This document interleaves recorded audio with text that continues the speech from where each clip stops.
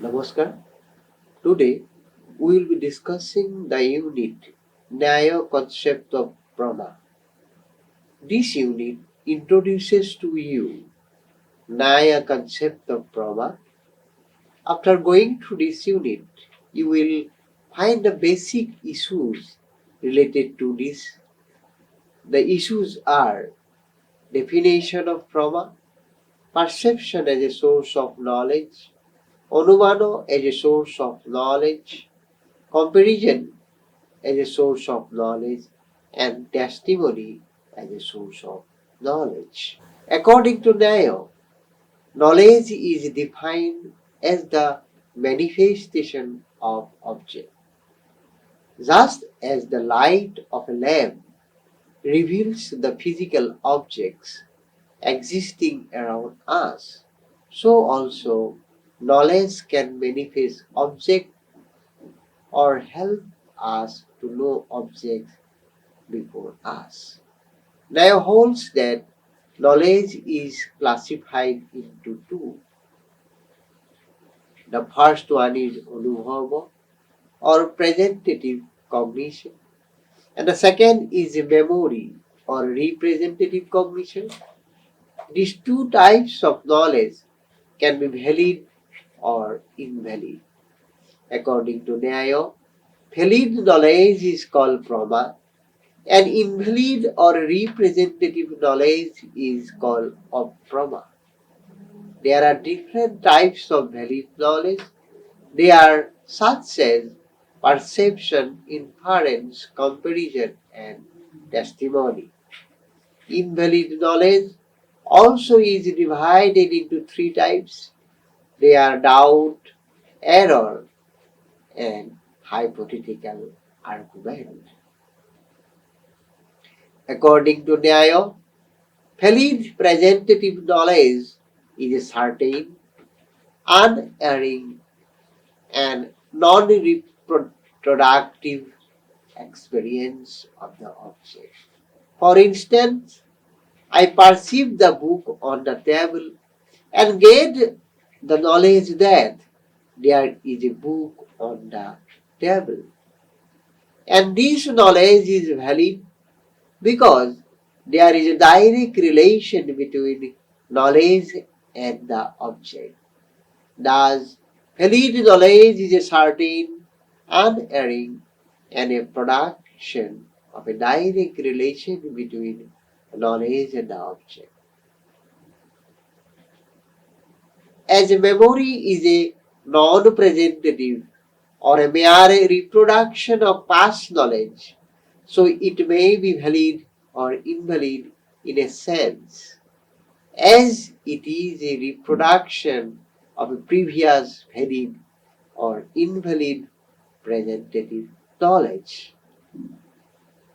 Doubtful cognition cannot be called prama because it is not certain knowledge. Error is either considered undoubted knowledge or presentative knowledge, but it is not true to the nature of the object. For instance, when we perceive a snake as a rope in the dark, then we cannot have any doubt at that moment about the reality of the object that we see. But this perception is erroneous because the knowledge which we gain from the perception of the object is not true knowledge. Torko is also not a valid knowledge because it does not give us any true knowledge of the objects. For instance, when we perceive smoke in our neighbor's house, we say that the house has caught fire. But my friend contradicts the previous statement that the house has caught fire. He asserts that there is no fire. Now the question arises, if there is no fire, how can there be smoke? This undoubtedly leads us to torko or debate. Thus, it can be said that Torko can give us indirect knowledge, which can be derived from inference. Therefore, it is not Prama or valid presentative knowledge. In case of valid knowledge, Nyaya raises a significant query, that is, how does true knowledge differ from false knowledge? Nyaya, in this context, asserts that a true knowledge is that which corresponds to the real object. For instance, milk is white is considered as the true knowledge because in reality we see that the color of milk is white. On the contrary, it can be opined that we have never seen that milk is black, red, green, etc. Therefore, the assertion of the color of milk, apart from white color, cannot be held to be true. Thus, the question is necessarily involved. How can we know that the first assertion milk is white is true or the assertion milk is black is false? It clearly involves another important question, that is, how do you test the truth or falsity of knowledge? It can be explained through an example. For instance, the statement or proposition, water quenches thirst, is true in the real sense that when we feel thirsty and take water immediately, it quenches thirst. Nyaya, in this context, significantly shows that truth and falsity of knowledge consist in its correspondence and non-correspondence to facts. If the proposition corresponds to fact, our knowledge is to be true. On the other hand, if the proposition or statement fails to correspond to facts, our knowledge regarding the statement or proposition will be false. True knowledge leads to successful practical activity, whilst false knowledge fails to correspond reality or ends in unsuccessful activity. Now we'll discuss sources of knowledge in Nyaya system. Nyaya admits four sources of true knowledge. They are Anumana or inference, perception or protection, Upamana and testimony. Perception is considered as true cognition in logic. Nairoicos define perception is a definite cognition which is produced by sense-object contact and which is considered true or unerring. For instance, when I perceive the table in my room, it is due to the direct contact of my eyes with the table. And it is also clear that my perception of the table is definite with the object table. The distant or unclear perception regarding an object is doubtful perception. Therefore, it is not considered true perception. Again, the perception of the snake as a rope in the dark is a result of illusion. Therefore, this kind of perception is different from valid perception. Another definition of perception is a kind of cognition which arises due to the stimulation of our sense organs by the perceived object. This definition is accepted by some Indian and Western philosophers.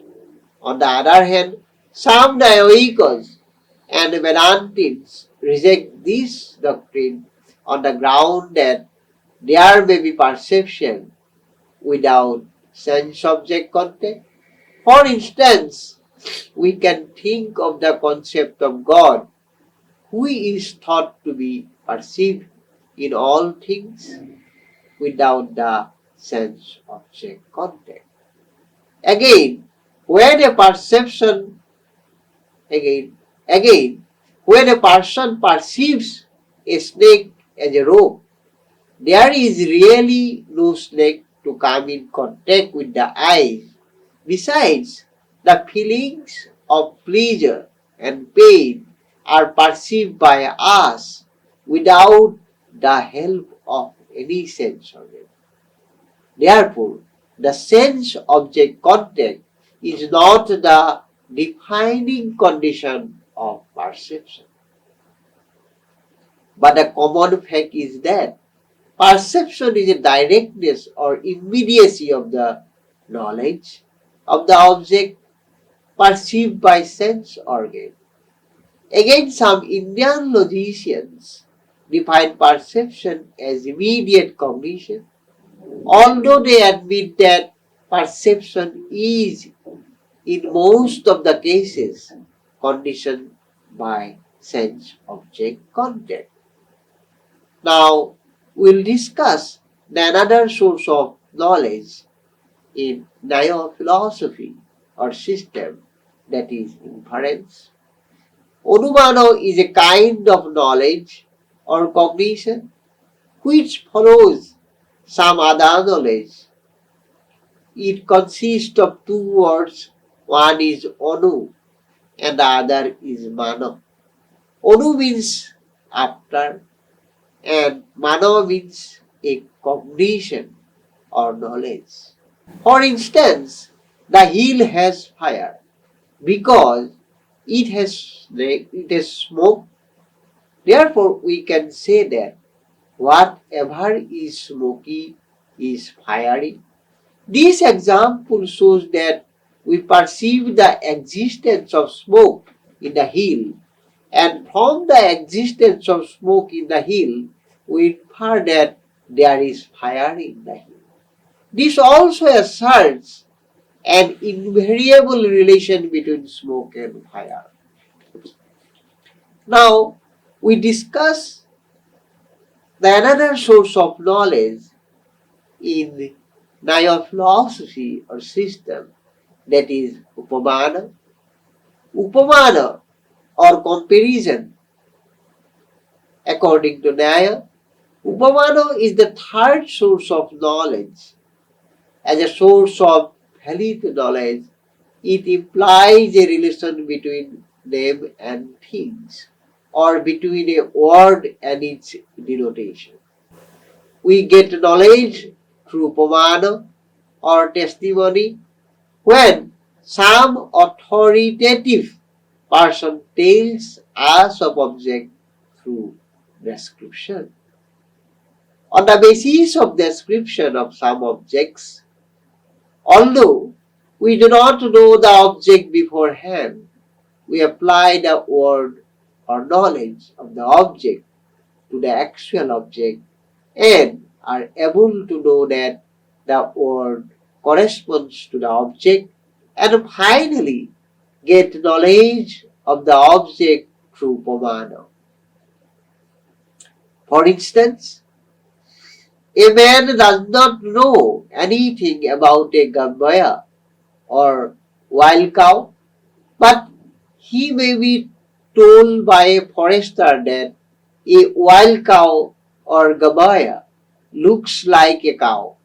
Subsequently, he perceives such an animal in a forest and recognizes it as a gambaya.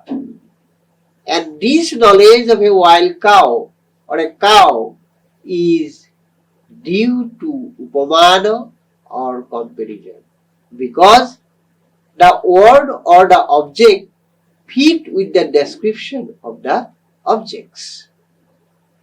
Therefore, it can be said that upamana is the way of knowing the description of the words or the relation between the words and the object denoted by them. On the basis of the description of the objects, which is considered the grounds of our knowledge in upamana, we perceive the similarity of the object and then recognize the object, Gobaya, or the cow, as such. It means that the Gobaya is an animal which corresponds to the cow. Upamana or comparison as a source of valid knowledge recognized by Nyoikos has not been acknowledged by other schools of Indian philosophy. Sarvaka holds that Upamana is not a valid source of knowledge because it cannot provide us any true knowledge about the denotation of words. The Buddhist logicians also hold that Upamana or comparison is not a distinct or independent source of knowledge because it is the result of perception and testimony.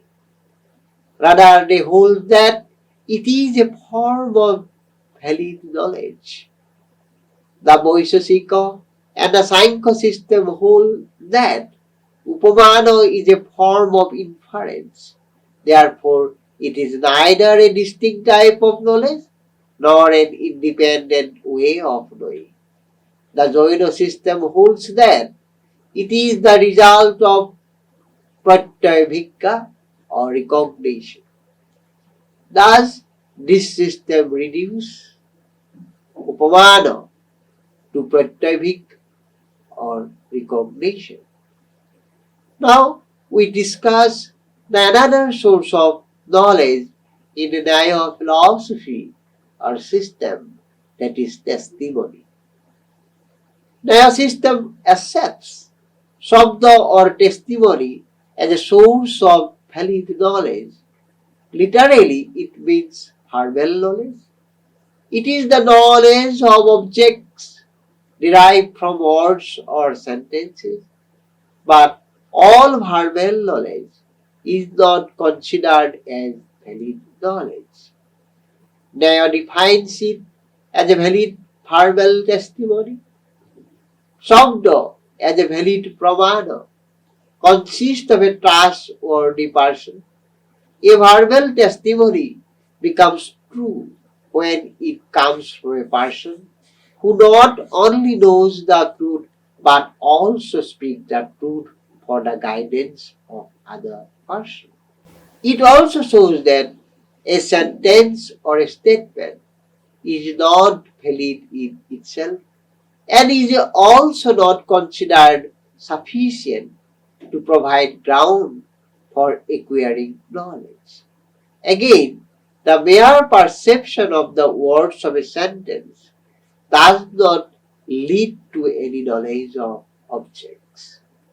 Rather, it can be asserted that when we perceive the words of a sentence and understand the meaning of the words, then we acquire knowledge from a verbal testimony. Thus, validity of a verbal knowledge not only depends on the statement of a trustworthy person, but also on the understanding of the meaning of the statement.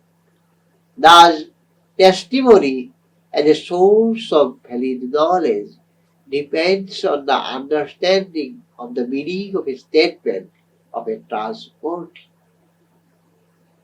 Now we discuss the classification of Shabda. There are two ways of classifying Shabda or verbal knowledge. According to one way, verbal testimony or Shabda is of two kinds. The first one deals with perceptible objects, in which we include the trustworthy assertions of ordinary persons, saints, and the scriptures. For instance, we can talk about the assertions of a reliable farmer regarding the proper cultivation of crops. On the other hand, scriptures prescribe some commands or directions to perform certain rituals in order to bring about rainfall to be free from drought situations. And the second one deals with imperceptible object, in which we include also all the trustworthy assertions of ordinary persons, saints, prophets, and the scriptures. As for instance, we can talk of the saints and prophets who delivered a message of humanity, brotherhood, tolerance, unity, harmony, virtue, and vice, etc. On the other hand, the scriptures talk of God, freedom, and immorality. According to another way of classification, there are two kinds of testimony. One is scriptural or Boirico, and the another is secular. The first one deals with the words of God's, therefore it is perfect and infallible. On the other hand, the second one is not perfect and infallible, rather, it may be true or false. But it is not the case that Laukika testimony is invalid in all cases, because the assertion of a trustworthy person becomes valid. From the above classification of testimony, it is clear that the first way of classification consists of the nature of object of knowledge, while the other refers to the nature of the source of knowledge. Both the classifications agree on the point that testimony must always be personal, which is based on the assertions of trustworthy persons, whether human or divine. In respect of the truth, there is no difference among the assertions of trustworthy persons, saint, prophet, and the scriptures as revealed by God. Now, we'll discuss the highlighting points of this unit, Nyaya concept of Brahma. Nyaya holds that knowledge is defined as the manifestation of object, just as the light of a lamp reveals the physical object existed around us, so also knowledge can manifest objects or help us to know objects before us. According to Nyayo, knowledge is classified into two. The first one is Anubhava or presentative cognition, and the second is memory or representative cognition. Nyayo advocates different types of valid knowledge. They are perception, inference, comparison, and testimony.